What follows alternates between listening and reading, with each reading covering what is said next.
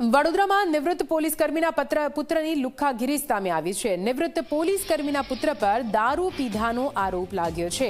કારમાં દારૂ પીતા નિવૃત્ત પોલીસ કર્મીના પુત્રની દાદાગીરી સામે આવી છે। વિડિયો બનાવતા યુવાનોની ગાડીના કાચ તોડ્યાના પણ આરોપ છે। 4 થી 5 યુવાનોને પોલીસના નામે ધમકી આપી દીધી। નંબર પ્લેટ વગરની કારમાં પોલીસ પ્લેટ અને બ્લેક ફિલ્મ પણ જોવા મળી। અકોટા પોલીસે ઘટના સ્થળે પહોંચીને હાથ ધરી છે કાર્યવાહી। આરોપીને મેડિકલ ચેકઅપ માટે લઈ જવાયો છે।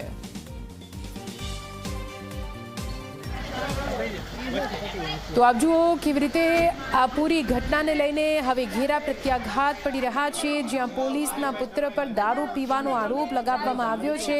વિડીયો બનાવવા જતા યુવાનોની ગાડીના કાચ પણ તોડ્યા છે। 4 થી 5 યુવાનોને પોલીસના નામે ધમકી આપી દીધી।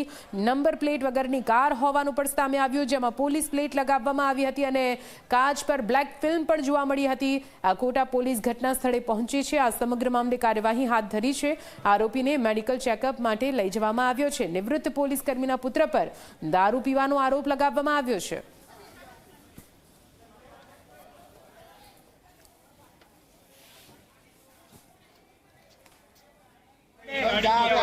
પોલીસ સ્ટેશન કરીને આયા